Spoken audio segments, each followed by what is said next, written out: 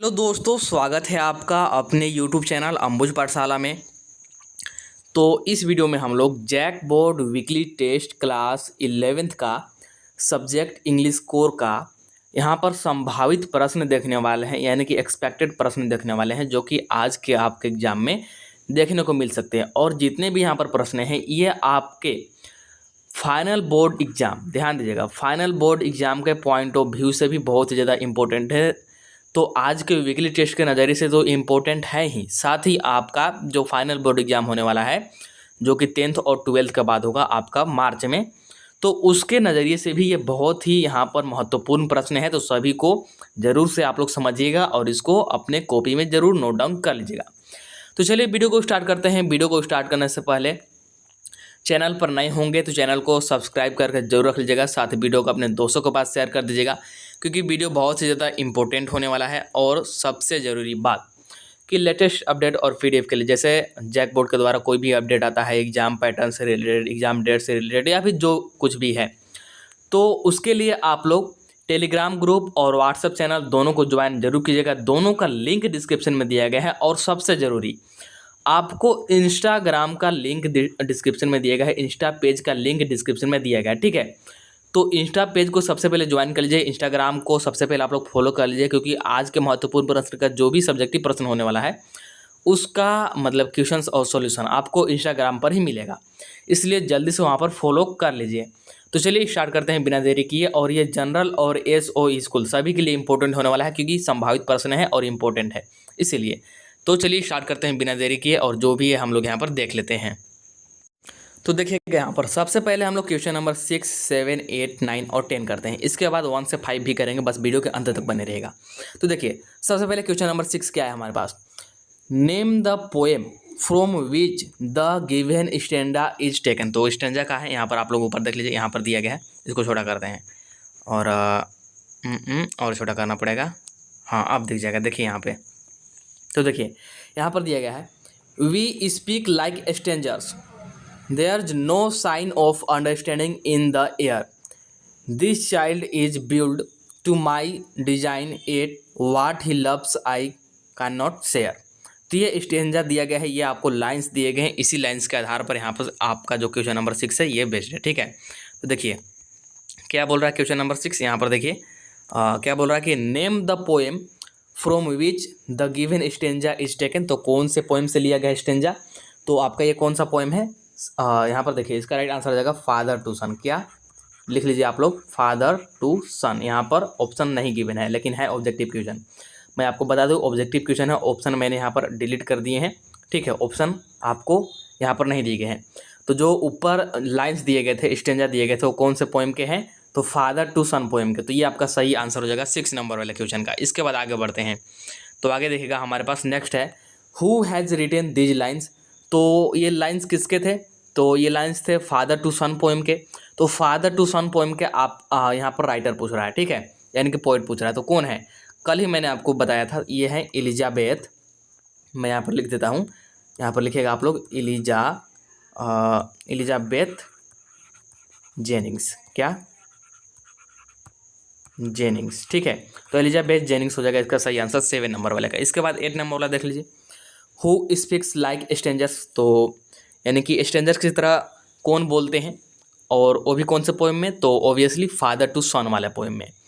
तो who speak like strangers ये आपसे पूछ रहा है। तो यहाँ पर देखिए इसके 2 तरह के आंसर हो सकते हैं।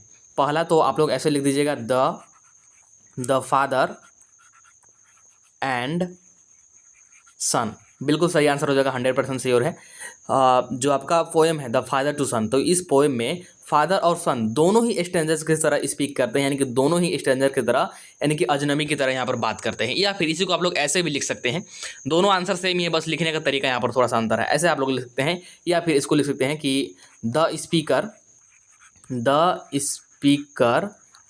And child, the speaker and child. तो दोनों में से कोई भी लिख सकते हैं, दोनों सेम ही आंसर है, ठीक है। इसके बाद देख लीजिए नेक्स्ट आपसे पूछा गया है, जो कि कौन सा है, वो है आपका यहाँ पर 9 नंबर वाला, कि हु इज आई हेयर। तो आई यहाँ पर कौन है ये आपसे पूछ रहा है, ठीक है। तो इसका भी आंसर 2 तरह से आप लोग लिख सकते हैं। कैसे, ऐसे लिख सकते हैं, सबसे बेस्ट यही होगा कि the speaker in the speaker in the poem, the speaker in the poem, यानी कि जो यहाँ पर आई है ये स्पीकर है, वो भी किस में, तो पोएम में, ठीक है। या फिर ऐसे लिख सकते हैं कि यहाँ पर ये जो आई है ये कौन है, ये फादर है, ठीक है। दोनों में से कोई लिख लीजिएगा। इसके बाद जो है आपका लास्ट ऑब्जेक्टिव का 10th नंबर वाला, find the word which means alien in the given stanza. तो जो आपको ऊपर स्टेंजा दिया गया, लाइन्स दिए गए, उसमें एलियन का मतलब आपको बताना है, एलियन का एक वर्ड ढूंढना है। तो राइट आंसर हमारे पास क्या जगह, राइट आंसर जगह स्ट्रेंजर्स। क्या, स्ट्रेंजर्स, ठीक है। स्ट्रेंजर्स का मतलब क्या होता है, अजनबी। तो एलियन क्या होता है, अजनबी, एलियन भी तो अजनबी होता है। एलियन हम लोग किसको बोलते हैं, जिसको हम लोग नहीं जानते हैं, जिससे हम लोग परिचित नहीं है, जिससे हम लोग अपरिचित हैं। तो स्ट्रेंजर्स का मतलब भी तो वही होता है, सेम टू सेम, यानी कि स्ट्रेंजर्स आ जाएगा राइट आंसर हमारे पास। तो 6, 7, 8, 9, 10 का हो गया। यहाँ पर ऑप्शंस नहीं थे बट मैंने आपको करा दिया, ठीक है सारे। इसके बाद आ जाते हैं अब ऊपर और कर लेते हैं हम लोग यहाँ पर जो भी आगे क्वेश्चन है। तो सबसे पहले एक बार यहाँ पर आप लोग देख लीजिए, ये यहाँ पर आपको दिया गया है रीडिंग सेक्शन से, ठीक है। Read the passage carefully and answer the flowing questions choosing the appropriate option. तो इस पैसेज को आपको पढ़ना है, इस पैसेज का स्क्रीनशॉट लीजिए, क्योंकि मैं यहाँ पर ये पैसेज ज़्यादा देर तक आपको नहीं दिखाऊंगा, ठीक है। तो इस पैसेज का स्क्रीनशॉट लेकर के पढ़ लीजिए और यहाँ पर आंसर फिर हम लोग करते हैं क्वेश्चन नंबर 1 से, ठीक है। तो सबसे पहले हम लोग यहाँ पर क्वेश्चन कर लेते हैं। मैंने पैसेज पढ़ लिया है, आपको यहाँ पर आंसर बता देता हूँ, नोट डाउन कर लीजिएगा। पैसेज आप लोग चाहे तो पढ़ सकते हैं वीडियो को स्टॉप करके भी। तो देखिए अब पहला नंबर वाला प्रश्न यहाँ पर देख लीजिए कि व्हाट डिड, यहाँ पर क्या है, औरंगजेब ऑलवेज वांट, बोला कि what did Aurangzeb always want. तो 4 ऑप्शन दिए गए, सही आंसर हमारे पास क्या जगह, सही आंसर जगह टू बिकम द इम्पेरियर। तो टू बिकम द इम्पेरियर यानी कि ऑप्शन नंबर सी हो जाएगा पहला करेक्ट। कौन सा, ऑप्शन नंबर सी। इसके बाद देख लीजिए second, who was the eldest child of Shahjahan. तो शाहजहां का एल्डेस्ट चाइल्ड पूछ रहा है, एल्डेस्ट चाइल्ड का मतलब जो बड़ा बेटा होता है, ठीक है। तो शाहजहां का बड़ा बेटा का नाम क्या था। तो एक्चुअली ये आप बोल सकते हैं कि जनरल नॉलेज टाइप का क्वेश्चन है। अगर पैसेज नहीं भी पढ़ते हैं ना और हिस्ट्री का आपको नॉलेज है तो डायरेक्टली इस क्वेश्चन का आंसर आप लोग दे पाएंगे विदाउट पैसेज भी। लेकिन यहाँ पर पैसेज दिया है तो पैसेज के बेस पर ही हम लोग आंसर करेंगे और पैसेज के बेस पर ही मैं आपको आंसर भी बता रहा हूँ।